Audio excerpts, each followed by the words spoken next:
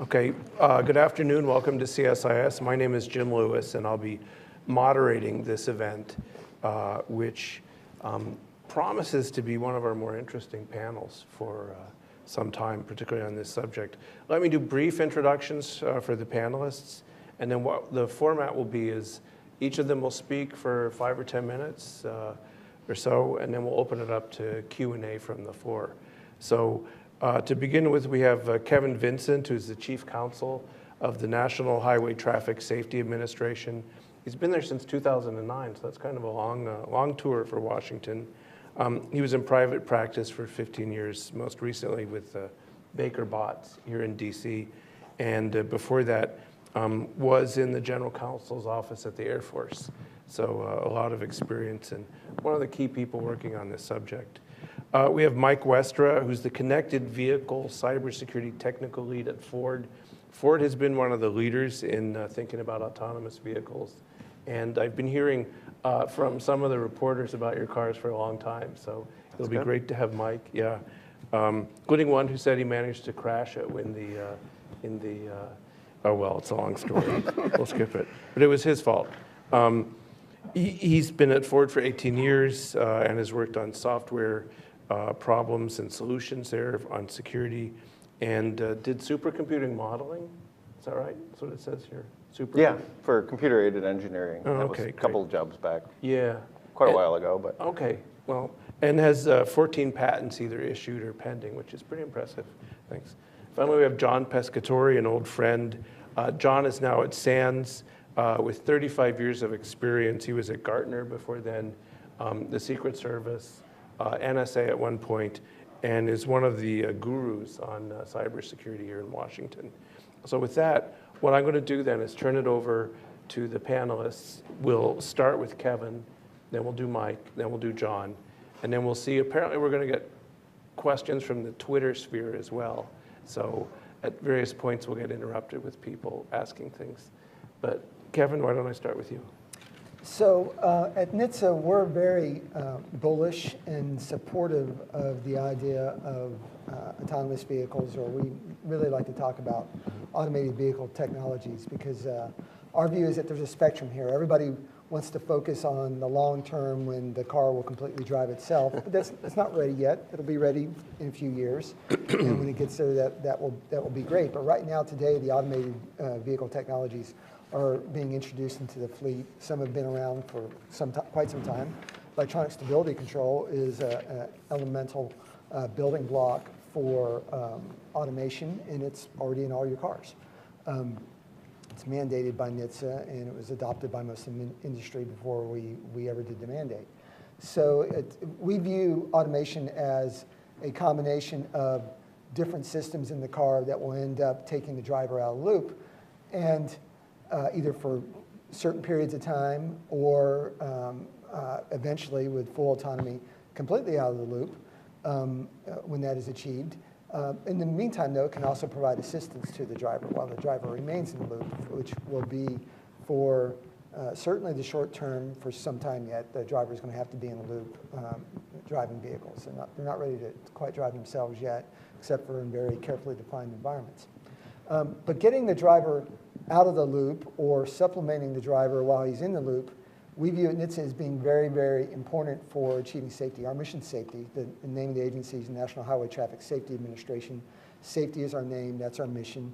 Other than fuel economy regs, that's all we do is safety. So, our job is not to promote the auto industry. Our job is not to promote American commerce. Our job is, although we obviously want to support American commerce, but our job is to ensure the safety of the fleet on the road in America. And the best way you actually achieve that is controlling for driver error, because we actually know that 95% or so, I don't know, I can't remember the exact figure, other folks at NHTSA are good at quoting it, but something like 95% of crashes that occur are a result of human error. So if you have the vehicle, which can be much smarter than the human and much more attentive than the human, taking control more often or completely, you can eliminate the greatest risk. So we view that possibility at NHTSA as being a great thing for promoting the safety of people on our highways. So for that reason, just generally, we are very bullish on supporting, promoting automated vehicle technologies, and then working with industry to make sure as the automated vehicle technologies are developed, that they're done safely. And we are concerned about issues of privacy or issues of security. Issues of security because it has huge safety implications if you end up with having systems that can be hacked with, malicious hackers can threaten people's lives. So that's very much part of our safety mission to make sure that security protocols are in place to make sure that the vehicles can remain safe while they're in operation. So that's really important. And then the privacy aspect, we know that automated vehicle technologies will not be accepted by the American public if the auto industry can't ensure that the privacy concerns of the public are addressed. So we want to see these technologies adopted, and we know privacy has got to go along with it. So all these issues are very important to NHTSA. We have dedicated teams working on these issues right now, but it's mostly in a function of how do we work with industry to make sure it's done safely, and how do we get them on the roads as soon as we can safely. Because right now we're losing 30-some thousand people a year getting killed on our highways, and most of those, again, most of those issues can be addressed, most of that risk can be addressed through automated vehicle technologies. I've probably gone over my 5 minutes, but No, that was great. I'll pass. Thanks. And it's 5 to 10, so if you have anything you want to... Dialogue's probably better. So. Okay. Mike, please. Sure, thanks. I'm going to talk a little slightly different subject, just from a cybersecurity standpoint, just kind of where we've been, where we are now, and kind of where we're going in the next sort of 5 to 10 years. So obviously for the first 80 years, the vehicle wasn't really, cybersecurity wasn't really a concern. The vehicle was primarily a mechanical invention. There were very few electrical sort of systems in early vehicles. What sort of changed that was in the early 1980s, the emissions regulations that sort of came along in that period sort of helped accelerate the early electronic control units that began to appear in vehicles. So microcontrollers, microcomputers that basically were controlling the vehicle. And over the next sort of decade and a half, these computers began to be sort of interconnected with each other, often with either hard wires and then eventually with CAN, which is a sort of an automotive and standard that's used in most automobiles, a lot of medical devices. Even then, these systems tended to be very isolated and disconnected from everything else. And the ECUs within the vehicle were very purpose-driven, and it was just informational, sort of pieces of information that were flowing between these ECUs in the early sort of periods. In about the 2005 period, you started to see connectivity. So this is kind of the first wave of connectivity. In terms of Ford Motor Company, I was on one of the first Sync products, which is our infotainment platform. So for the first time, you had a consumer device that sort of connected with a user's phone, with their media device. And what was unique in sort of Ford's case was it was sort of, we democratized the technology by introducing it on our lowest introductory vehicle. In parallel with what Ford did, there were a number of sort of other automakers that introduced some very early embedded modems where you started to see sort of connectivity to the cloud. A lot of it was very voice-oriented, sort of making phone calls and things like that. And this is also the period when Ford formed its first cybersecurity team, recognizing that this was kind of an up-and-coming area that was going to demand attention. I was actually one of the original members back in 2007 when we first started looking at cybersecurity for the automobiles. Where we're at right now is a sort of second generation of connectivity. So there was sort of, a lot of the industry said there was Ford in the brought-in sort of mode where you brought your connectivity and your device into the vehicle, and primarily GM that had the embedded modem technology where it was built in. And what you're starting to see is both automakers and other automakers in general are kind of coming to a middle ground where that sort of debate is over, and GM's building sort of brought in capabilities into their vehicles. Ford's beginning to introduce modems into our electric vehicles especially. And so that's kind of where we're at now, and we're seeing connectivity kind of becoming more pervasive. You're starting to see things where there's much more interaction with mobile phones. Apple and Google have both announced sort of an automotive initiative. We, with our AppLink, we've open sourced that, and there are a number of other OEMs that are looking at taking that on, our smart device link technology. Another key sort of indicated piece that's happening in this period of technology is the diagnostics port, the port that's sort of sitting underneath the steering wheel, which was originally federally mandated for diagnostics purposes and mandated to be sort of open access so that under right to repair, any technician would have the ability to service a vehicle. You're starting to see that being sort of shift in mentality to being viewed as a consumer port, where you've got Progressive and insurance companies asking consumers to plug what amounts to internet connections into the vehicle. So there's a lot of interesting security sort of concerns or things that need to be done to sort of look at that. And then sort of what ties it all together is a lot more in terms of privacy concerns, as we can gather more data off the vehicle's location, sort of engine and other sort of tuning information. So the auto industry, actually within the last 6 months, all the automakers signed a consumer privacy protection principle sort of letter of understanding with our partners in government. We're actually, I believe, one of the first industries to do that, where we basically said, here are some very high-level design principles that we'll keep in mind in terms of consumer privacy. And so, just to highlight it, our CEO, when he spoke at CES, mentioned this and talked about how privacy is very important, and the consumer's data belongs to the consumer. And that was one of the sort of places at which he got a standing ovation. So it's obviously front and center on consumers' minds, and very, very sort of a high area of interest. There's also a lot more joint effort between automakers, kind of in this phase of greater connectivity. There's an SAE joint task force looking at best practice standards for cybersecurity. The auto industry is working with the Auto Alliance to look at an ISAC for automotive purposes, where sort of cyber information can be shared and analyzed sort of as an industry consortium. That's sort of ongoing in its sort of at its early phases of definition at this point. So that's kind of where we're at right now. So there's a lot more interest in cybersecurity.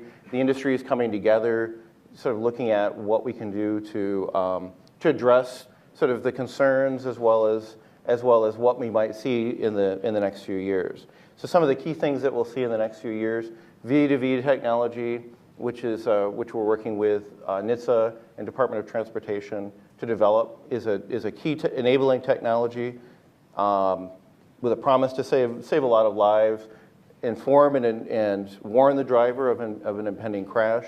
Security is also a key part of that, because the messages that are exchanged between vehicles need to be secure, authentic, and anonymous, so that consumers feel that they're not being tracked, and there's no and we're not experiencing any of the downsides that could potentially sort of come along with the abuse of that technology.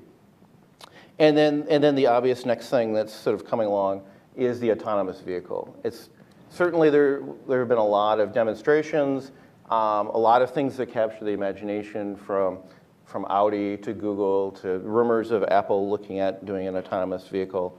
But behind the hype, where the technology is today, there's a lot of limitations. All of the vehicles generally have to be on a closed course. They need a live data connection to the internet, and they don't operate properly in non-ideal circumstances, like if there's weather conditions or traffic or any other complexity. There's horror stories, I'm sure, that every company that's made an autonomous vehicle has, where it hasn't quite worked out. But the promise is definitely there, sort of moving forward. But to highlight kind of where we have had some success, I'll give a couple of examples. So Ford obviously has prototypes for autonomous vehicles, but we're using autonomous vehicles today retrofitted into existing vehicles on our test tracks, where we basically do durability and other analysis where we drive the vehicle over harsh conditions, and we can basically remove the consumer or the driver from the situation, where we had a lot of instances where they were getting back injuries because they're driving over sort of extreme bumps and things like that. So that's an example where we've used autonomous vehicles today. It's on a close course, of course, though. And another example is with some of our mobility experiments. And one example, we're working with Georgia Tech on a sort of a self-driving, or not self-driving, but an autonomous sort of golf cart, where they're basically use these to basically shuttle staff around the campus. But it's not autonomous, it's basically remotely driven by somebody on the staff, but they can basically position the vehicles ahead of time where they would want to be. So you can basically dial up and have the vehicle delivered to sort of the location so that you don't have to have an overabundance of vehicles and an overabundance of parking. So that's one example of some of the things that will be possible when sort of autonomous vehicles sort of are fully realized.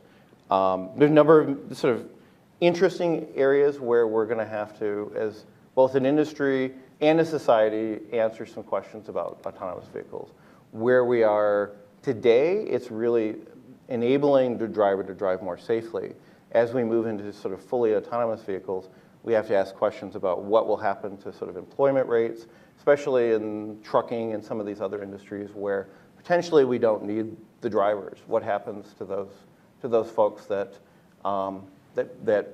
may or may not be needed to sort of drive trucks going forward? Law enforcement, whenever we talk with them, they've got a lot of very interesting use cases where if there doesn't have to be a driver in it, what could somebody do operating a vehicle remotely for nefarious or terrorist purposes? And then the final example, what happens if a consumer isn't in a condition to be able to take control of the vehicle back? So there's a lot of these sort of corner cases and misuse cases that really have to be understood, even assuming that technology is sort of fully there. And that's something as a society, as well as, I mean, the automakers will certainly play an intricate part of that, but as a society that we all have to kind of come to terms with. That's great. Thank you, Mike. Yeah, that was actually what, when I was talking to the reporter from the major newspaper, it was one of the stumbling blocks was, when does the driver take control in a situation where you don't want to rely on an autonomous vehicle? And so this idea we have that we're all going to be sitting there reading our newspapers or looking at our iPhone, it's that second when you have to drop and retake control that's been a real obstacle. And it's the mental shift between going from being an active driver to almost viewing your own personal vehicle as a form of public transportation. And that's going to take a sort of a large mental shift for, I think, as a society. Okay, thanks. John? Sort of feel like I was transported back in time when the email messaging association talks, and we would have all the great things email was going to do for us and electronic billing.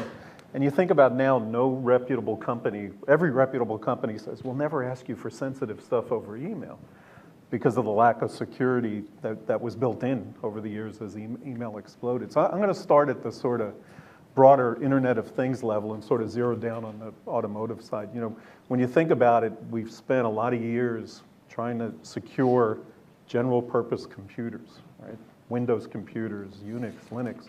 And I look at it as there's been sort of three waves. The first wave was computers were bought as computers by IT people. They worked them into businesses, they bought them, they managed them, they tried to control them. They tried to make them all the same. We're going to be a Windows shop, we're going to be a Linux shop, we're going to use this version, because that was the way we learned to control technology, was to make it the same and reduce the cost of trying to deal with it. The second wave came about when users started buying computers, iPads and iPhones. We tended to call it BYOD 5 or 6 years ago, and the users would start to buy technology, buy computers as computers, and tell IT, I want to use this. And all of a sudden, things began to change rapidly. When we look at this Internet of Things thing, it's consumers buying computers embedded in other stuff. Nobody's buying the Ford Ranger or whatever, Ford Expedition, because of the computers built in it, but now the numbers have, pick your numbers, dozens of computers built into the car, millions of lines of code, 5, 6, 7, 8 different networks built in. Just the way doctors are ordering medical machinery that has computers built in, but it's not being built as, or bought as a computer. So when we think about securing it, we're in a consumer-driven world. We have a pretty mature system, one of your sister agencies, for making sure the software in aircraft is developed securely.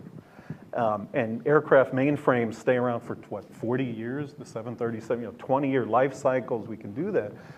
No, consumers aren't buying airplanes, right? Consumers buy things on much more accelerated cycles than businesses do, and certainly than aircraft manufacturers do.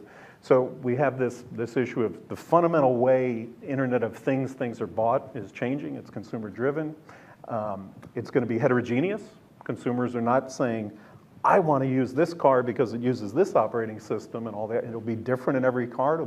Ford has gone through several different, as most manufacturers have, of the different parts of the car have different operating systems, whether it's what's in the engine or the safety side or what's in the infotainment side or what's running the tire pressure measurement or the maintenance port or whatever.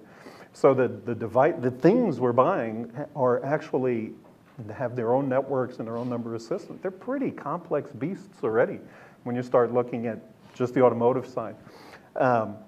Look at the home. There's a Nest thermostat over here. There's a BG&E meter over here. All these things are talking out. So when we think about the security challenges we've had in just dealing with Windows, Linux, Unix, and a few other variants, it's been pretty tough.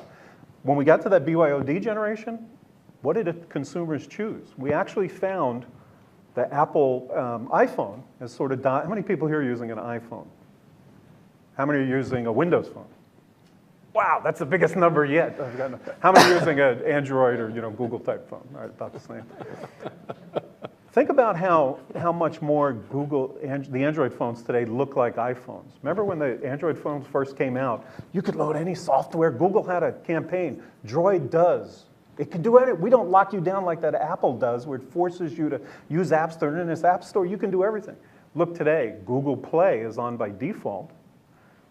The Google phone operating systems look much more like, why? Consumers wanted it that way. Consumers got tired of, man, every time I load an application, it blows up in my face, and somebody has to, a rent-a-nerd at Best Buy has to fix my computer. It doesn't happen when I go through an app store on iOS. It doesn't happen if I stick with Google Play. So consumers have actually been choosing safety in the BYOD generation of the devices they've been buying. They're not buying Windows phones. They've associated Windows phones with Windows and things exploding, and that's hurt Windows in the market. Again, Google, you can see the shift in Google. So the consumers are saying, we want our devices to be safer, and based on all the identity theft that's been going on, we want our services to be better at protecting our information when they were years ago. So Jim mentioned years ago I worked for the Secret Service. One thing we used to do was counterfeiting surveillance. That's what the Secret Service does most of the time when it's not protecting people. And I ran the vehicle surveillance technology programs back in, this was in the early 80s, which basically meant sneaking under people's car to wire wrap on a beeper, and we'd follow them with a little thing that said they were left to right, and we were looking at technology like GPS, and actually we used Loran back in those days, but GPS, what would it mean? And it turned out there were laws already. When we attached a beeper to somebody's car, we didn't need to get a warrant to do that, but if we tied it into the the battery of that person's car, we needed to get a warrant. The courts had ruled that if you were following somebody and using something of theirs that they owned, you either had to inform them or get a court warrant. So as we start looking at the information coming out of cars, and this applies to other Internet of Things, it's that issue of who does own that data, how does law enforcement, what right do they have to that type of information? And final thing I'll throw out is a pretty popular thing in the press. The automotive industry is pretty global. I don't know what the market shares are, but obviously the Toyotas and Hondas and Subarus in this country and the Kias and the Fords and GMs trying to sell elsewhere. Right now we're in the midst of a little issue between governments about software. Should the US trust Huawei because its software has roots in the Chinese government. China's putting on blacklist US-made software because how does it know NSA hasn't influenced the Chinese software that's being put on the market? We're going to see that in cars. If I'd have had technology when we were chasing counterfeiters back then, where I could have remotely turned on a microphone in that car without the bad guy knowing, without me having to get access to his car to install a microphone. So, the cars that businessmen drive are going to be targets and are also going to be suspected targets of national intelligence agencies. If a US company would cooperate with NSA, or Kia would cooperate with South Korean government, or someday if we're buying Chinese cars with the Chinese government. So the same issue, what I'm getting at is the same issues, same security issues around software and the same privacy issues around data that we're dealing with everywhere else, we will have to deal with cars. And it's a consumer-driven thing, right? It has to go a lot faster from both the technology and making sure we get security built in, and from the policy side. Because again, it's not going to work at the speeds of 747s getting replaced every 20 years. It's 2 years from now, the infotainment system in everybody's car is going to look a lot different than it does today, just because that's the way the consumer fads go. Just like we're all eating pounds of kale today. Next year, we'll be eating something else besides kale. It's just a consumer-driven way, and security's got to keep up with that, and that means things have to get a lot faster than they have in the past. I had kale for dinner last night, so you're making me feel Next bad. week, you wouldn't have Yeah. any more kale. You'll be Okay. sick of it. Well, a couple points. I'm going to ask a few questions, and we'll open it up. Some of the earlier work we did, we found that the average age of a car in the U.S. is 12 years. So people do hang on to their cars, and I think that'll be a problem. Is what's the refresh cycle for a car? Most cars, I think the average we saw was they already have 16 computers on, or computing devices. So your car is basically already a computer. And I get the idea of augmented driver performance. Most of us that own a car probably have a vehicle that has ABS or something like that, or that controls. You aren't actually controlling the engine. The engine is adopting itself to be more efficient, less polluting. So we're used to having vehicles that are run by computers to improve safety, improve performance. What I don't fully understand, and maybe we can talk about, is V2V, right? Mm-hmm. So what are the things we want, and this is for all three of you, what is it we want out of vehicle-to-vehicle communication? The car doing it by itself, it's like, as John said, the ancient days of computing, when every computer was a standalone, they weren't networked. Now we're going to be moving to networked cars. What's the advantage? What's the data they collect? What are the privacy implications? What data do you need to have V2V work? So I don't know, Mike, do you want to start with that, or we can go down that? Sure. So in terms of the standard right now for V2V, and please correct me. I should jump in here. Well, could actually someone explain what the motivation is? Isn't this what the motivation is? Yeah, what's the motivation Let me, I should Okay, I'll tackle, let you this go. is actually an NHTSA Okay. initiative. Yeah. So vehicle-to-vehicle communications is something the Department of Transportation has had on its agenda for something like 12 years. Long time. There's a part of the spectrum is actually allocated to safety of vehicles, 5.9 gigahertz. At the moment, allocated to safety. We aren't going to touch that one today. It's a big question for us, how long it's going to last, and we hope it lasts, because we are in the process right now of implementing vehicle-to-vehicle communications. We have issued an advance notice of proposed rulemaking. So essentially, what the advance notice does is it says we are going to propose mandating that there be vehicle-to-vehicle transmitters, basically in every vehicle. At some point in the future, there's always an implementation period, a rollout period for regulations. And what those V2V systems will do is they will transmit a signal from each car to every other car that has a V2V transmitter or receptor in the car. And that provides great safety benefits for a number of different applications that haven't been developed yet, and that have been developed at least as prototypes already, but mostly it's a way of mandating communications between vehicles to enable industry to develop all sorts of safety applications that can make use of those signals, or to augment existing systems that are relying upon line of sight sensors, radar or LiDAR or just cameras. Right now, we think there's great possibilities of taking the non-line of sight communication that would come through a V2V signal and augmenting all sorts of existing safety features that are going on for lane control, warning, and for advanced cruise control, all sorts of different technologies which are already in existence today that are relying upon line of sight sensors can be augmented by the V2V signal, which doesn't worry about how big the truck is in front of you. It can see ahead, so when the guy ahead of the truck slams on his brakes, your car would know it before the truck driver knows it in front of you. And when you're coming up to a blind intersection, when someone's pulling out of the blind intersection, your car can get the signal from the other car that they're approaching the blind intersection. They haven't not coming to a stop. So you can get the warning, or better yet, your car can get the signal so it can automatically apply its emergency braking and stop your car before you run into somebody who's coming through a blind intersection. There's a left turn assist is really one of the great advantages that can really be augmented and can be provided by V2V, because right now today the line of sight sensors really don't control that scenario very well. People misjudge all the time the ability to turn in front of or just miss the oncoming traffic, and the V2V can do all the calculation that no, you can't actually turn in front of that car now.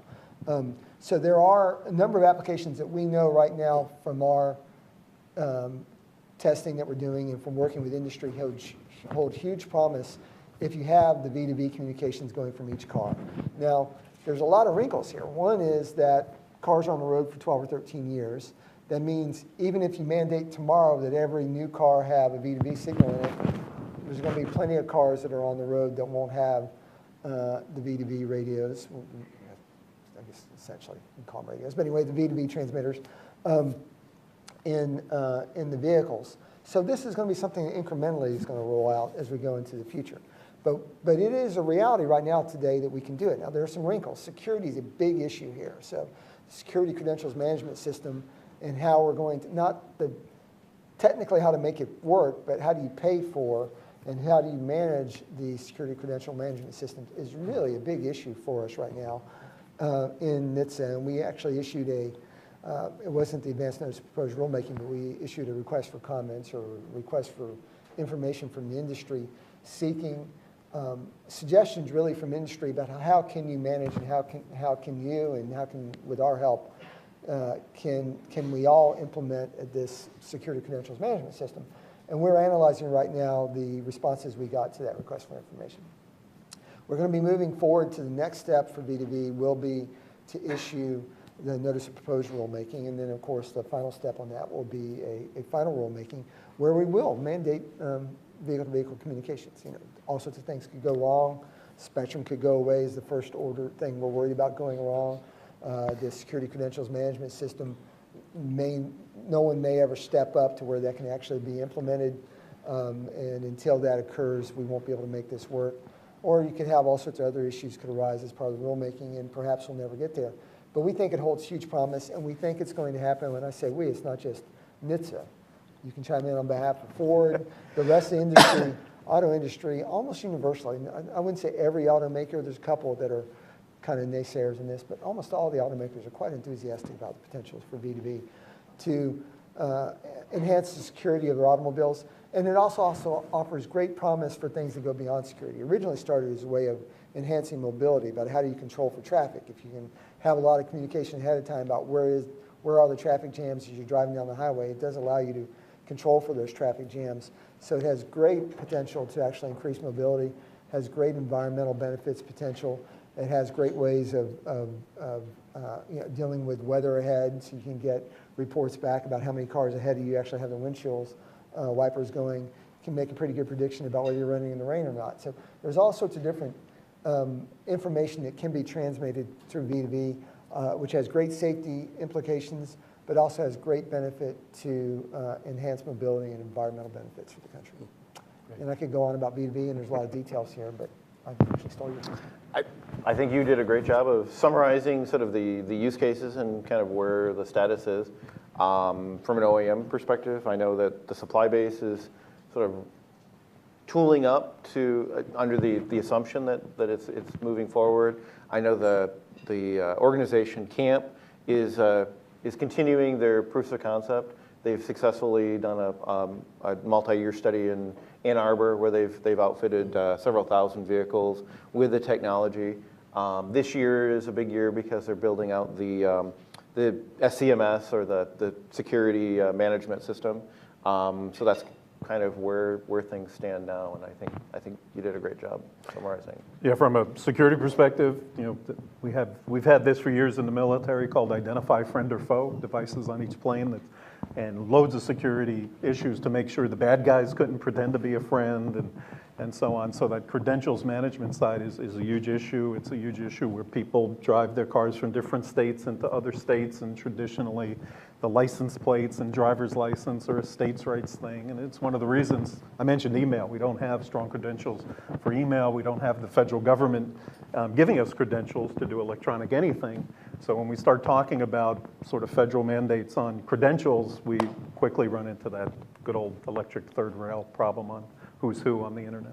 Yeah, one of the things that somebody mentioned at one point was you wanted the car to be able to be authenticated, so you know it really was the car. But you also wanted it to be anonymous. Yeah. And generally, with having done this authentication stuff for a while, generally the two are antithetical. So how do you get that outcome? So in the technology, the way that the technology has been designed, the identity is actually maintained in two or more independent sort of sources, and only when those are brought together is the original identity. Are both on board? No, it's basically, there's an SCMS offline management system that will issue the credentials on a 3-year basis is kind of the current thinking. And the identity is based on 2 identity providers, and then those identities come together in the vehicle, and then other units can verify the authenticity of it based on the messages that go out. And then there's a new certificate that rolls over every 1 to 5 minutes. I know there's been some discussion about how quickly, but they basically roll through those. And then every 3 years, there's a renewal process. I'm envisioning a little yellow sticker that says identity on board, like the baby on board thing. I don't know. I'm not sure how the marketing is going to work for that, but yeah, that'll be interesting. But what they're authenticating is the vehicle, not the driver. Exactly. Yeah. Yep. And so that takes care of some of the privacy problems. Did we have any? It's going to be. Go ahead. There's a lot of inherent anonymity built into the system. I mean, there are the complexities about how you would actually have to use the credentials to track somebody and the V2V signals. First of all, they're short-range communications. So this is something you got to have sniffers spread out all around the country to be able to track somebody with this. There's a much easier ways to track somebody, including going underneath their bumper and sticking a device underneath the bumper. So we don't think, as a practical matter, this is going to be a huge opportunity for surveillance, but because it is, it will be a mandated signal that every car would be transmitting, we would expect a lot of public concern that we're going to try to allay by describing the way the system works, to explain it. Really not going to be a very effective way for anybody to try to track you. You know, following the GPS and the iPhone you have in your pocket is a much better way to track people. And I think we can deal with that. I hope we can deal with that, but that's part of our mission is going to be, this is essential for security, and it's not going to be really a very effective way to invade your privacy. Okay, go ahead, John, I'm sorry. We had a question in the front. I have a design statement and a question. The design statement is B2B. Michael Schrag with MIT. The quick comment and a question. The V2V stuff, if I want to be clever, I'm going to do a V2V emulator in a phone or a device, you know, and it'll give me 80%, and I can spoof it, and it creates interesting anonymity, other kinds of questions. So the whole notion of V2V, I think, is going to be disintermediated by very clever devices. You know? There's a lot of debate going on right now how the certification regime is going to go forward. Certainly for automakers, it's more clear because NHTSA sort of directly sort of has oversight over the automakers. If there are aftermarket devices, there would have to be a certification, as well as they would have to get certificates just like any other no, device. I don't doubt that at all. But as the majority of the people, even the ones who held up their hands on the Windows Phone, unlocking a phone, that used to be bad. Now it's fairly conventional. But your point's very well taken on that. The question is, if you look at the history of CRM and cockpits, you see that pilots are trained to inject themselves in the systems that they've overseen.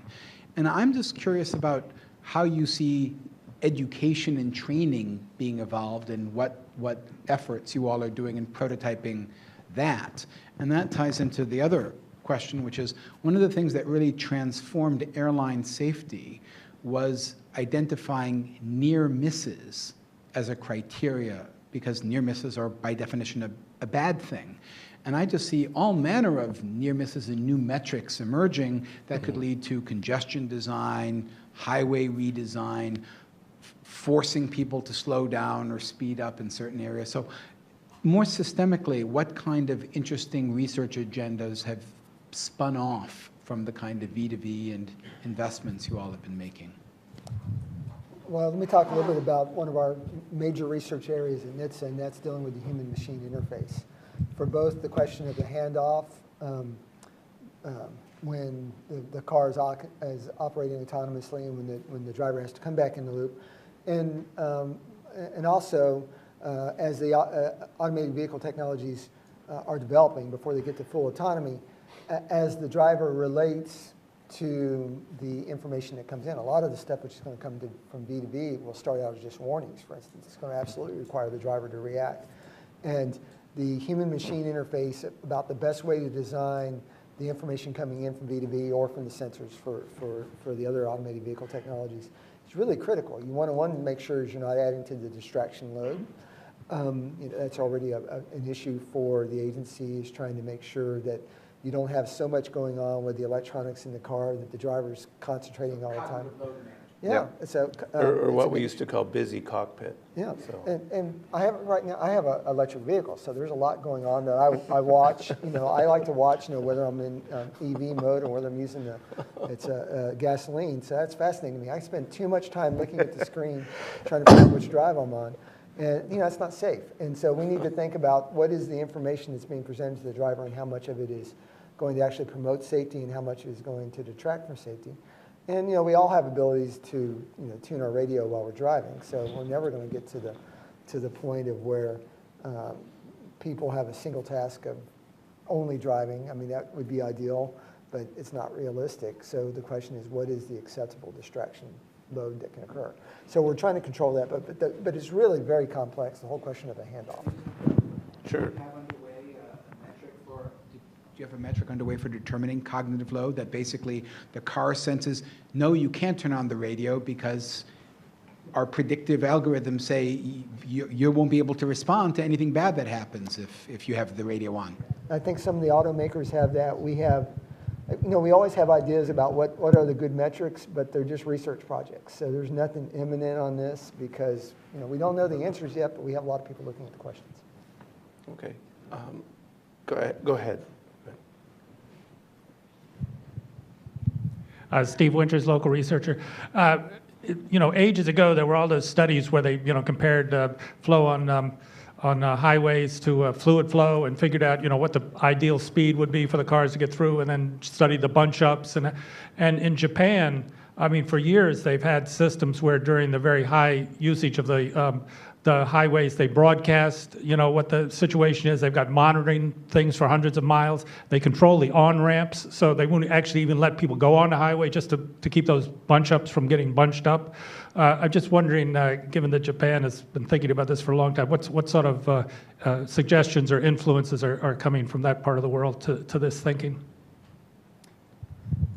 So some of the highway stuff is actually a little bit outside of NHTSA's realm because a lot the infrastructure stuff ends up being Federal Highways Administration rather than NHTSA. And Americans have a little bit more resistance to control than other cultures. So things that might be acceptable culturally in Japan would be a lot harder to roll out in the U.S. honestly. So, I mean, I think that we are definitely in communications with other countries about what they do to enhance safety. You know, we all know if you made everybody drive 55 and not speed, you know, you would enhance safety, but you also create all sorts of issues with American public in doing that too. So there's just some things that culturally are just very hard to do in this country. The issue of V2I, though, some elements of what's going on in Japan and are going on in Europe are actually part of V2I, and there is actually a prototype in Michigan. I think they have 100 miles of roadway, which the Michigan state authorities, the DMV, or somebody in Michigan. You know, They're working to build it out now. With It's about 100 miles. Governor Snyder, I forget when they said it would be done, but it's ongoing. and they'll have some elements of that tying into the V2V, really a V2V pilot program, which is really an extension of what's going on in Ann Arbor, which was a joint thing with CAMP and NHTSA, and DOT was heavily involved in that test. And it's a great way of proving out the effectiveness of V2V communications. We have 2 questions in the audience. I have a question, and then I want to ask one. I have a question about data, then I want to ask one about security, but let's start with David over there. Thank you. If you could wait for the mic. Thank you. Thank you. Good panel discussion. I'm interested in, on a security side, what kind of research you're doing to deal with malicious actors. So there's a lot of great technology out there for jamming. We've perfected that in many regards. Spoofing, hacking, we've talked about that. So what's the research agenda, particularly if your goal is safety and and V2V is a way of getting there, you're also going to have the counter mission of protecting against malicious actors. So specifically on V2V, or did you mean sort of in general? Specifically V2V. Okay. I do want to know what the general. Okay, so specifically on V2V, and you can jump in if you'd like, NHTSA has engaged with DARPA and NIST to look specifically at the system with an eye towards sort of a malicious intent. And so that's an active sort of project or work that's going on where they're sort of coming in and looking at that aspect of it. In terms of research, I know Ford and others are sort of looking at various research areas, everything from vehicle firewalls, intrusion detection systems, a whole host of sort of different technologies to basically make it more difficult as we move into a sort of a much more fully connected vehicle for bad actors to do things that they shouldn't be doing. I would say today, most of the sort of real world things that we see are mostly around, I mean, it always comes back to where's the money, and a lot of it's focused on sort of theft, counterfeiting, things like that, with the understanding that as we move forward into a more connected world, those use cases and additional ones will sort of evolve as we go forward. I think the sort of common denominator areas when you look at previous generations of security, a lot of assumptions will only be talking to trusted people, will have credentials and other, which we know isn't going to be true in the long run, right? It's not the internet if we only talk to trusted people, so consumers will be able to connect their cars to services of their liking, and as you mentioned, it'll take years to phase in vehicles that have the V2V approved technology built in. So I think there's research to be really badly needed is around the security side of the software being written. To date, so much of that research is focused on the traditional development cycles for those computers being built by IT people, servers and PCs. We now have mixtures of real-time operating systems, semi-consumerized embedded Windows or embedded iOS or embedded Android type operating systems and real-time in this. There's been very little research on what sort of vulnerabilities occur when that's all plugged together and how to securely develop in those environments. And the flip side of that is best practice standards so that the entire ecosystem of suppliers, OEMs, dealers, et cetera, basically can get on the same page. And that's why the ISAC is so important, that has been entered into, or it's in the process of being entered into, I guess, among the industry to deal with a lot of the security issues. It's really, really important that we not have security be something that each automaker, tries to keep proprietary, because we have to make sure that the best practices are shared around, and that the research that are going on within the companies. One thing about NHTSA, I say we have a lot going on. We have a lot going on for NHTSA. NHTSA is a tiny agency. Our research, we have just a handful of researchers. So it is probably our biggest issue, V2V is, and the security aspects of electronics in general, and the Internet of Things in cars is way up on our agenda of things we need to research, but we have a tiny amount of resources that as an agency we can devote to that. So what we mostly try to do is leverage the work that are going on with the automakers, which we know, is much more than we're devoting to it, and making sure, trying to suggest areas where we think it'd be useful for the automakers to be looking into, and then sharing practices and sharing research results among the automakers as much as possible, and we're in the safety realm as opposed to proprietary issues, which have to be kept separate. And one of the things we find is that security isn't really a competitive advantage in the traditional sense. So that was made clear to me when I was asked by a reporter when one of our competitors' vehicles there was a demonstration of something that could be done, and all the OEMs were kind of painted with the same stroke, that basically, well, if it's possible on this particular vehicle, how do we know that it's not possible on your vehicles and other vehicles? So it really kind of demonstrates that we're all in this together, and we all have to, as an industry, kind of work together to meet any future challenges that come and face us. Okay. We had one over here and then one over there. But go this one first, please. And then one in the back. Gotcha. Thank you, Nick Farmer. I have a question about a very specific use case, and that is fully autonomous. That means no driver vehicle in an urban environment where the vehicle is not owned by the consumer, but by a fleet operator like Avis or Hertz or Uber. Do you think that this sort of environment's a reasonable interim step to a fully automated, autonomous vehicle, and that the issues of security, regulation, technology, culture, since it's limited to a particular jurisdiction, no consumer, controlled by a company rather than many, many different individuals, does it really change anything from your point of view? So there's a lot of questions buried in there, but let me talk a little bit about the urban environment. We just released our numbers on the pedestrian fatalities. Every year we release our annual fatality numbers, and I think the numbers went up slightly for pedestrian fatalities. I think they went up slightly, but regardless, they're way too high. And the urban environment is actually, that's where you have the pedestrian fatalities. It's not people walking on the side of rural roads. It's in the cities, in the suburbs, where people are getting killed. And again, it's mostly human error. Somebody's not paying attention.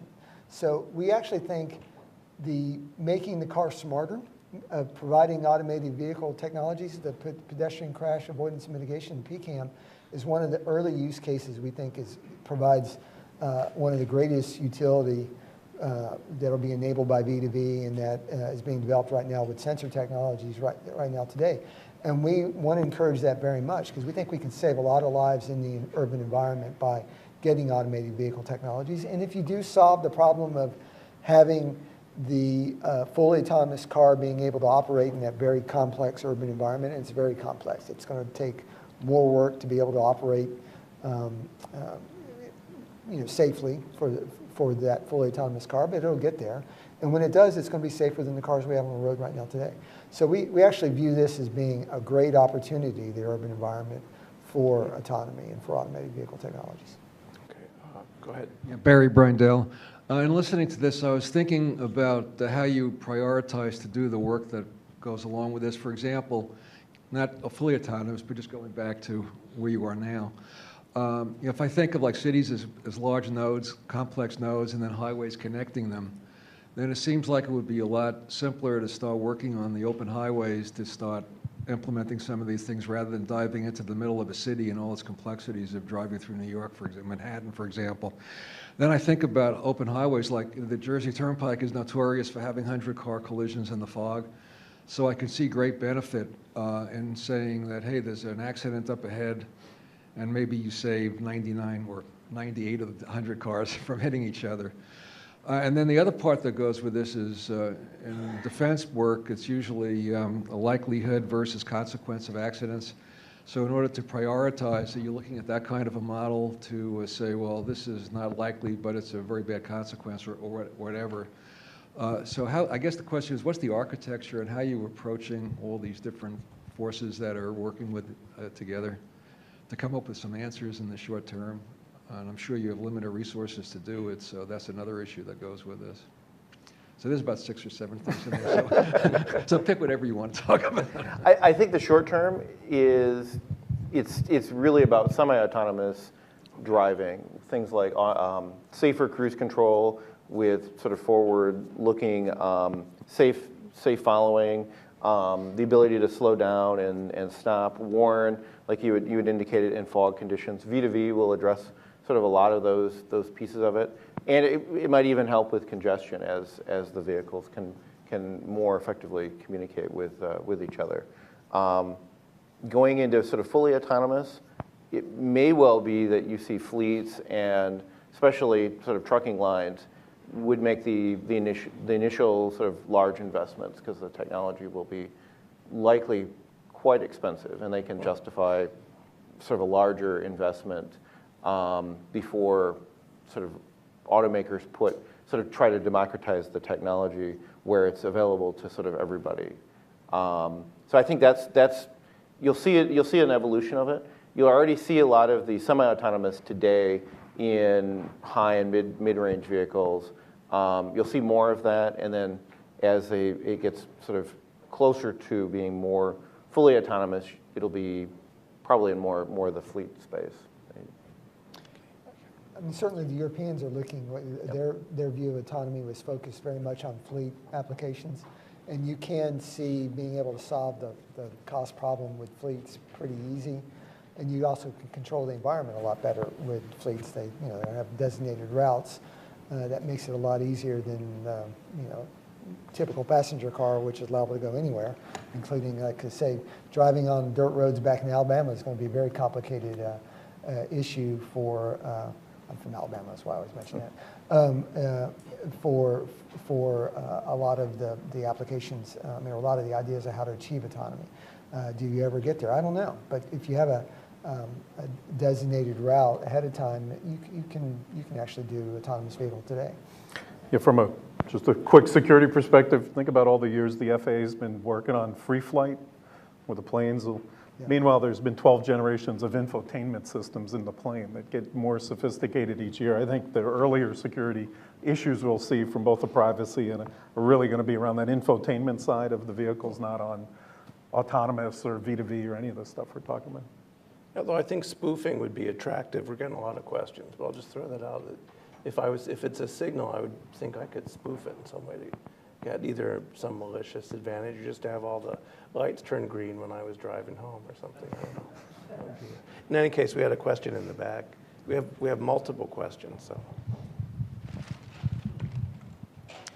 Hello, I'm Barbara Simmons. I'm with Tubman University in Liberia, where in Monrovia we're happy to see a stoplight.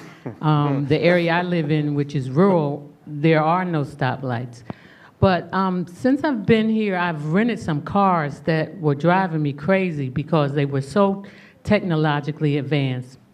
So back to the question of how do you prepare the consumer to be ready to effectively utilize the cars?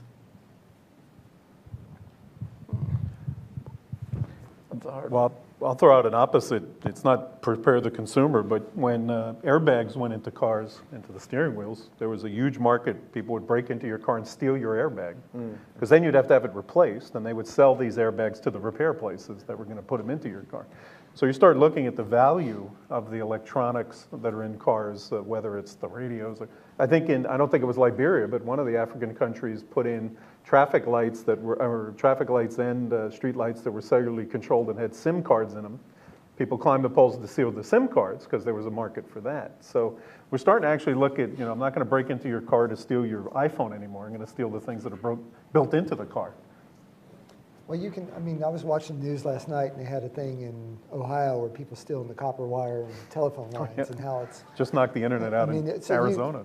You can get, there's lots of ways to disrupt systems, and that's probably always going to be there, but I do think with B2B we have an opportunity for a very robust system that's not going to be very dependent upon infrastructure. There's mostly the transmitter is just something you put in a car.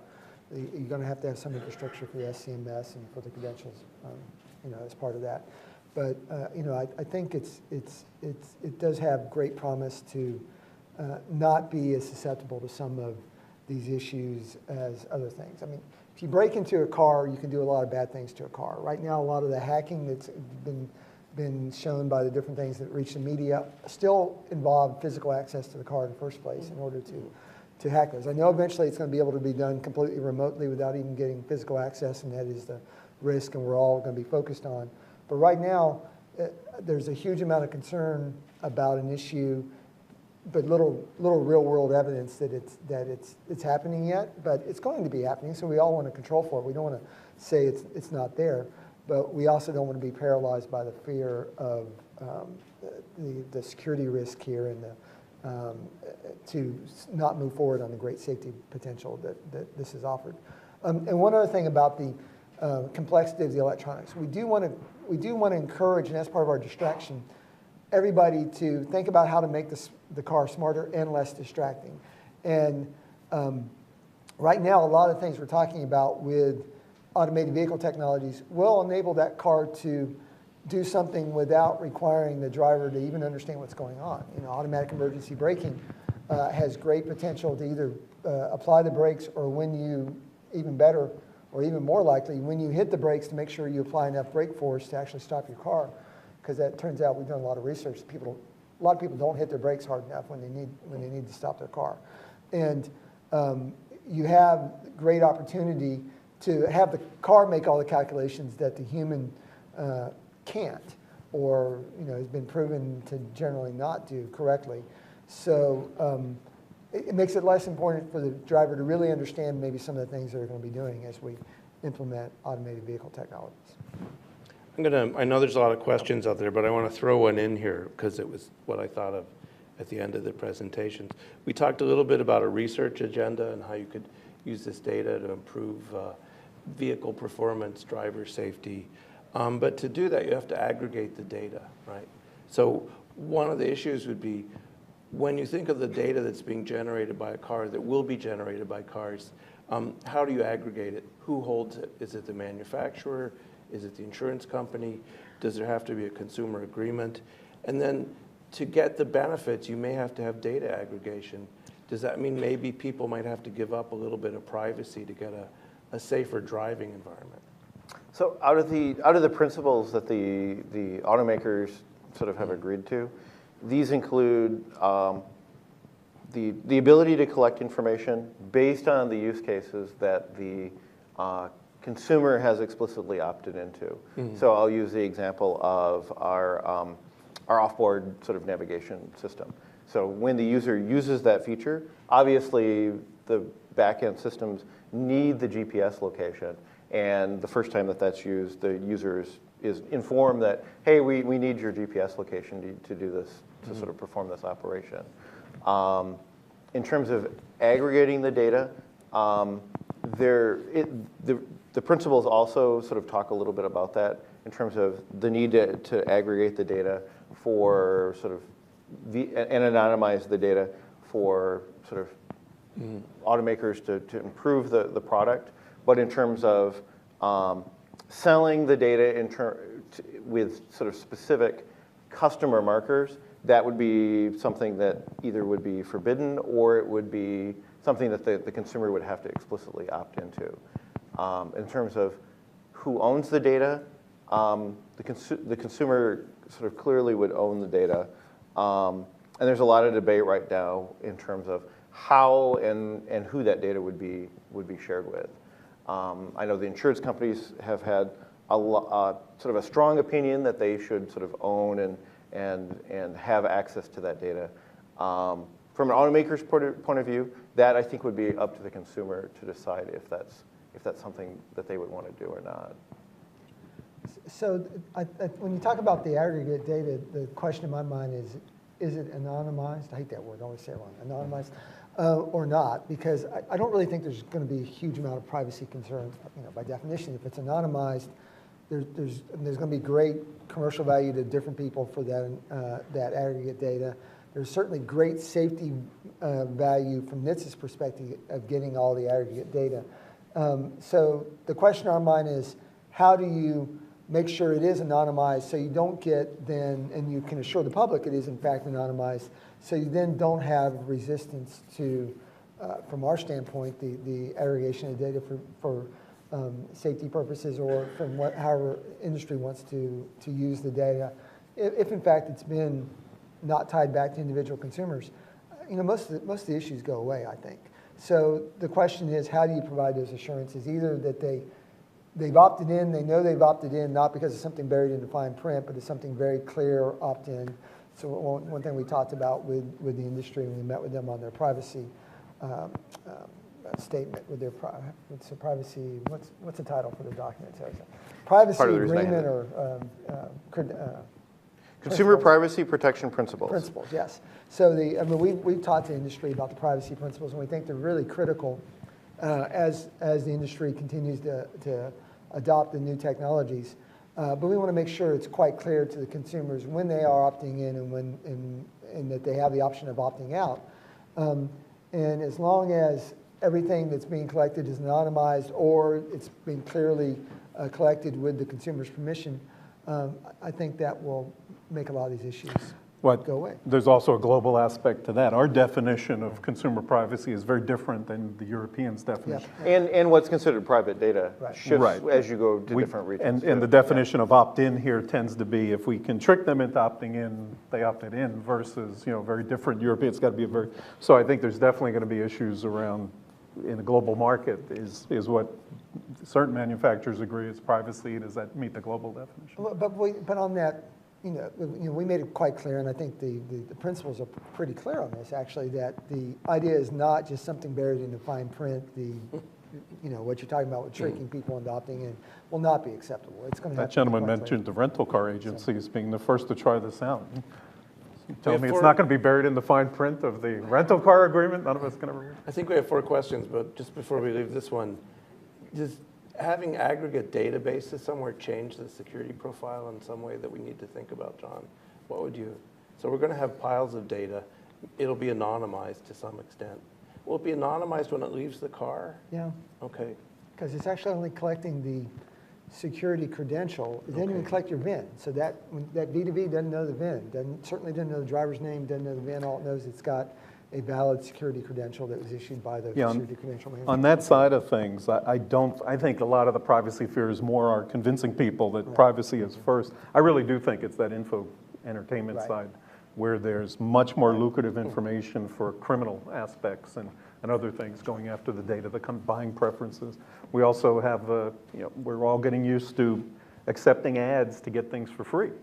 And part of that bargain is letting them track us. So as that starts to play out infotainment systems in your car, where you see an ad for Ruby Tuesdays because you happen to be driving near Ruby Tuesdays, now all of a sudden there's a lot more information being aggregated that could be used for mass scale of identity theft and so on.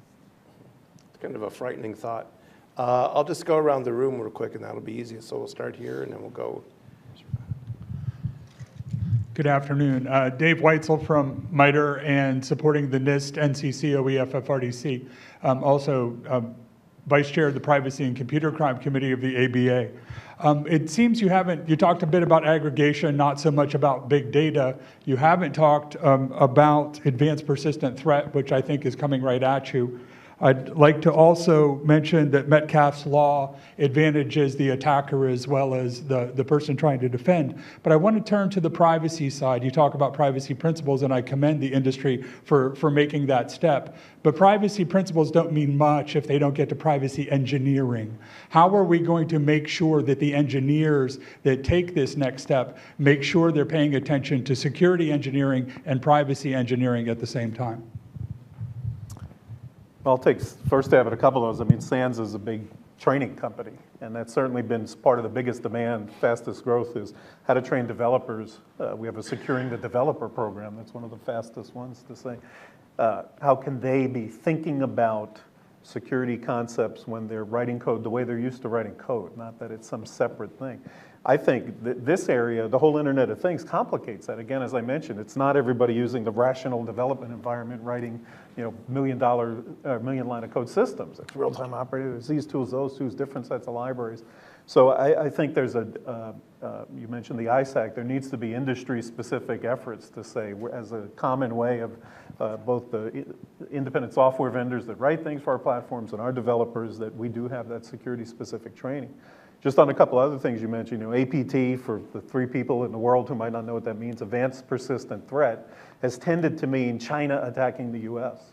In China, it means the US attacking China. So in Russia, it means everybody attacking Russia and so on. And with good reason. Right. So there definitely is that issue that says in these platforms, whether it's a car or a thermostat or an MRI machine that's being built in one country and sold to the other, how do we demonstrate that it doesn't have bad stuff built in or that it doesn't have openings for advanced type targeted threats to be installed? I think we have an actual much less worry in this world of malware being a major issue just because of the variety of platforms. But this issue of how do we convince the rest of the world that our products were not influenced by our government who's funding lots of this V2V stuff and aren't they sneaking things in? Just the way we're suspicious of other countries. And with V2V, what you're finding is, while there's a lot of commonality on the sort of base sort of pieces of the protocol, you've got the US, Europe, Japan, potentially other countries working on their own sort of flavor of that technology. So hopefully you won't see it sort of diverge, but you're seeing that each region is kind of working on its own variation. I guess if the steering wheel's still on 2 different sides, yeah. we're going to have these systems for a long time. And you can tell them, look at our budget, and they can see we can't afford to do anything nefarious. We had one in the front here. Go ahead. And we'll bounce back and forth. Hi, my name is Andy Plalasamy. I'm a contractor for the U.S. Department of Transportation. I've been working with IT's Joint Program Office for more than a decade now on a lot of the connected vehicle programs. Some of the questions that came up here, I just want to throw a point that we will have the TRB/AUVSI sponsored event in Michigan in July that's focused on automated vehicle. It's the Automated Vehicle Symposium 2015. So that may be of use for this community. The number 2 issues for me, looking at it from somebody who's been engaged in this work for a while, I'm seeing what the UK government is doing in terms of putting their automated vehicles on the ground. And as they're doing the testing, they're also looking at simultaneously how they can change the laws. So from the legal perspective, what are all the steps that the US is planning on taking in terms of meeting the technology when it's ready from the policy side? And the other question to you is also, the US Department of Transportation, knowing that this is such a hot topic for the community, everybody's interested in learning what's going on in the automated vehicle world. Why is there no website or web page that is dedicated to automated vehicle issues? As it's coming up, more people can visit that page and be informed about what the agency is doing. But unfortunately, there's no such place right now. So let me talk about the second question, which is sort of my bailiwick, because I'll confess the third question of what should we be doing on the website to address these issues. I just confess, I actually almost never check our website. I actually have attorneys who work for me, and I get to delegate to do things like go check on the website and see this. So I am probably one of the least informed people around about what the DOT and what the NHTSA website says. So let me just confess that right now. I do deal with the question of legal restrictions, and I don't think there's really much out there at all that's an issue right now. There are tort liability rears its head, affecting industry actions across the board, and a lot of things. And there are, I'm sure Ford and every other company that's involved in doing anything automation is looking at the toward implications of doing something wrong, making a mistake as they roll out automated vehicle technologies. But there are very few legal restrictions and legal issues that need to be, that are actually roadblocks in terms of regulations or in terms of statutes, either on the federal level or state level, to vehicle automation right now. And we've been looking at this pretty carefully, and just really not much out there. There's actually quite a bit of a need, conversely, to use regulations to actually enable aspects of automation, particularly V2V. V2V won't actually happen unless we get V2V in all the vehicles, and about the only effective way we know how to do that would be to do a regulation. I guess you could end up, if the insurance industry decides this is really a great idea, they could make insurance policies cost 10 times as much if you don't agree to put V2V in your car. So that may be one way of actually making V2V a reality without going through a regulatory model that requires it going in each car. But right now, we think effectively, if we want to have V2V, you need the government to issue a regulation to require it. But that's different than saying there's a regulatory roadblock right now in the existing regulations. And people see it out there. If anybody involved in vehicle automation knows of any federal regulatory framework which is standing in your way right now, feel free to talk to me. This is my area. I'm glad to talk to you about it, because we don't want to stand in the way of development of vehicle automation. We want to make sure it's done safely. And we do have regulatory power to deal with things if they're done unsafely as vehicle automation is developed.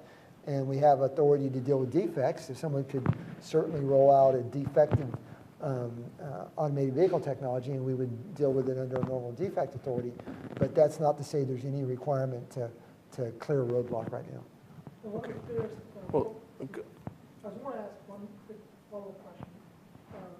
The issue of tailgating is a big thing in many states. Many states prohibit that by law. But with connected vehicles now, we are allowing vehicles to be a little bit more closer, and with automation, it's even more closer, I would say. Now, how would you bypass that state law with something that's overarching? So there's a lot of what ifs about people can apply. I mean, right now, again, V2V is not out there, other than one pilot program in Ann Arbor, Michigan, and the state of Michigan is going to expand, and a lot of test tracks. Certainly, if people have vehicle convoys that they want to roll out using automated vehicle technologies, and they can identify specific states that have tailgating laws, then it's worth a discussion with those states, but that's not something that's a reality right now impeding anything. Okay, we had one over there, and then we'll bounce back to this side, because we're getting close here, so if I can ask you to... Yeah, Tim keep your Loeb from questions Talos. Had a question. A lot of the discussion has 2 points that I've picked up in my interest areas. One, there's not a whole lot of frequencies available for these systems, and 2, a lot of them look to be more stuff that stays within the roadway. But I'm curious as to how you would foresee, A, how much is going to start leaking out off the roadway as far as data collection or traffic management and that sort of thing, and then what would be the means to do that? Cellular frequencies are already congested. How do you see that developing? So, throw that out. Well, let me talk a little bit more. Now, first of all, let me say I have an electrical engineering degree, but it was a million years ago, and I had to go become a lawyer because I was technically not very competent. So it's kind of dangerous for me to be talking about the technical and engineering stuff, so you should step in when I start garbling it. But B2B uses dedicated short-range communications. It's a signal that only goes 500 meters. What's the? It can vary a little bit, but that's a fair statement. So it's short range. So you're not going very far off the roadway with the DSRC communications. You will be going off the roadway for the VDI applications, because that's intended to be going, and you're going to have something else, cellular or something, then transmitting the data for VDI purposes that are being collected by roadway infrastructure. So you would, but right now we're dealing with, for V2V, we're dealing with a specific slice of the spectrum, 5.9 gigahertz, and that's been dedicated for this purpose, but it is short range. So it is a very specific issue of what are the limitations and what are the uses of, for V2V purposes, what we're talking about. And the other communications, we're talking about with the Internet of Things, of course, that opens up the whole question of Internet of Things. Yeah. Denise, we had a question from you. Yeah, Denise Jung with CSIS. My question is more about sort of, 15, 20 years out, when you look at how this technology affects the auto industry and the marketplace. So when we have fully autonomous vehicles, it's conceivable that we might actually sell fewer vehicles because of the ability to provide transportation on demand or to carpool, or maybe each family will not be owning their own vehicles. How does that affect the auto industry? How are you guys looking at this? And then the other question, which is related to that, is in some ways, IoT and transportation is kind of like the deviceification of your vehicle. So when you look at, and John, you had talked about iOS versus Android versus Microsoft, these different ecosystems or platforms for mobile devices. Do you see sort of an equivalent or a similar type of trend in the auto industry where we might have different platforms and different ecosystems for automobiles, and that potentially auto companies could turn into sort of app manufacturers or companies that provide additional features on top of a platform that already exists. So my question is a little bit more forward-looking. How does this affect the marketplace? Sure. In terms of apps, I know Ford has put forward our own sort of technology in terms of integration with mobile app, the mobile app ecosystem. I mean, that's today. It's not necessarily the focus to compete with the likes of sort of Apple or Google, but to basically just provide additional capabilities to existing consumers and make a better case that they would want to drive our vehicles. Looking forward a number of years, it's actually really salient question, and our CEO, Mark Fields, spoke on that at length in his CES keynote speech on what does mobility look like in the next decade or so. And he talked about a number of trends from larger megacities and urbanization, where exactly what you had sort of indicated, individuals may not want a vehicle, but they'll want the ability to sort of perform transportation functions, as well as a larger middle class that's rising outside of the United States. So you're seeing, while the United States has been fairly stable in terms of its vehicle consumption, you see areas like India, China, and other parts of the world are rapidly increasing as the middle classes sort of in those areas increase. So what are some of the challenges that they would face, both in terms of driving, in terms of having affordable mobility, and things like that? So Ford is looking at a number of experiments to look at sort of what mobility will look like 10, 15 years out, and that includes everything from sort of driving in heavily urbanized areas, car sharing, having autonomous vehicles that basically could drive to where you're at and pick you up with Georgia Tech, as I mentioned earlier, as well as a number of partnerships with students and companies that have submitted sort of ideas in the various competitions that we've held sort of all around the world. And one of the challenges of automation is how does the driving experience change, especially when the driving experience itself is so much of the sort of the pleasure that people get out of driving. I mean, there's a lot of instances where it's not, but you can certainly say, well, I wouldn't drive a Mustang to basically just get from point A to point B. I would drive it because it's an enjoyable experience. And so you're going to have to sort of balance those two, and I think there'll probably still be a place for driving for pleasure 15, 20 years out. But, I mean, your point's well taken. There's going to be a very sort of utilitarian need for it as well. No, but it's not a futuristic question. I mean, it's right now today. I've got an app on my iPhone, Ford app. I drive a Ford, which I can control my car, and it's a Ford app. So I downloaded it from Ford. I've also got apps for its electric vehicle. So for how I find charging stations, which is from whatever the company was. I got a couple apps on electric vehicle stuff. And then if you go to CES, I think all the autos are there at CES, and basically the automobile is just a big platform for consumer electronics. And we always send people to CES because it has been the rage the last 2 or 3 years, is everything going into that big platform, which is your automobile, that all of us Americans spend so much of our time in, much more than the rest of the world. We live in our cars. Which, there's no secret to why Google's so interested in autonomous vehicles, right? If we live in our cars, if we didn't have to pay attention to the road, we could pay attention to the advertising. So if you think about everywhere else you go, an elevator, an airplane, you're saturated with advertising because the goal is to reach those elusive eyeballs. So when you follow the trail here on the autonomous vehicle side, that's the end game, why a lot of these people are interested.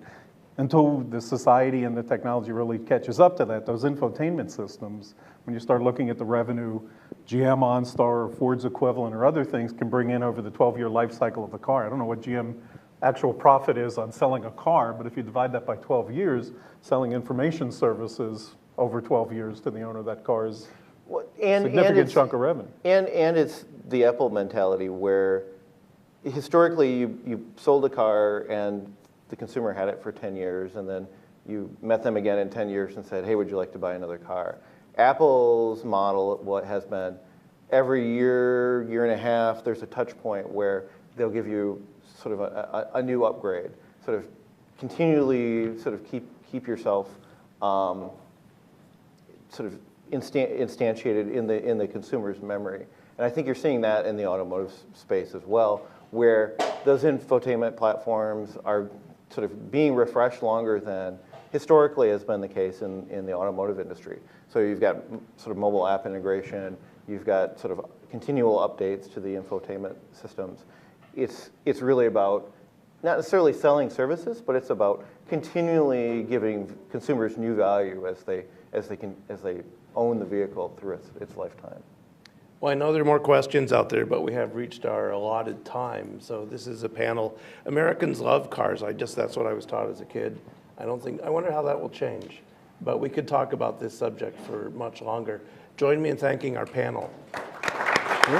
Of autonomous vehicles, or we really like to talk about automated vehicle technologies, because our view is that there's a spectrum here. Everybody wants to focus on the long term when the car will completely drive itself, but that's not ready yet. It'll be ready in a few years, and when it gets there, that will be great. But right now, today, the automated vehicle technologies are being introduced into the fleet. Some have been around for quite some time.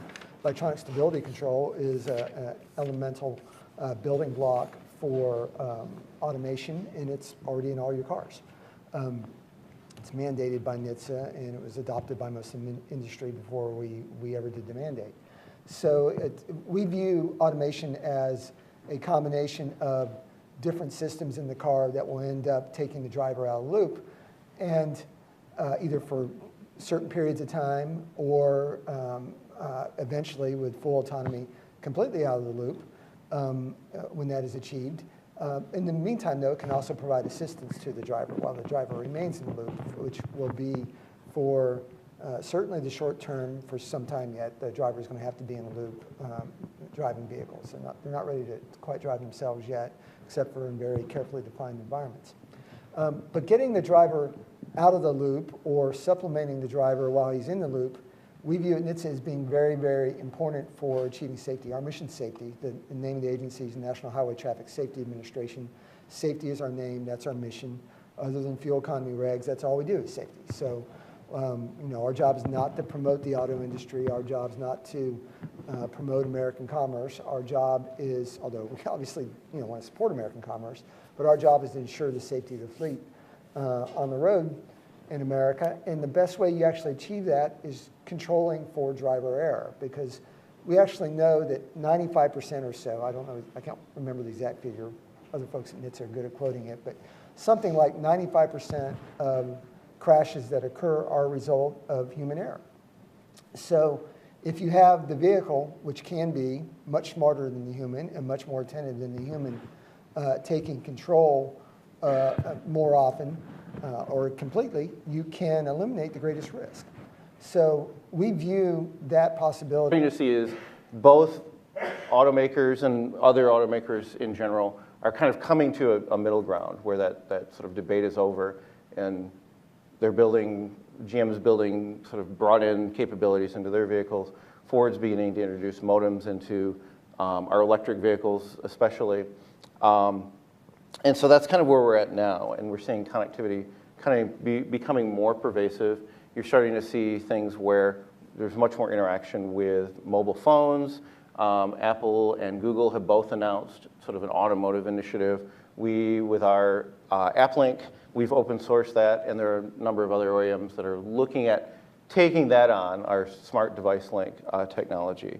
Another key sort of indicated piece that's happening in this period of technology is the diagnostics port, the port that's sort of sitting underneath the steering wheel, which was originally federally mandated for diagnostics purposes and mandated to be sort of open access so that under right to repair, any technician would have the ability to service a vehicle. You're starting to see that being sort of shift in mentality to being viewed as a consumer port, where you've got Progressive and insurance companies asking consumers to plug what amounts to internet connections into the vehicle.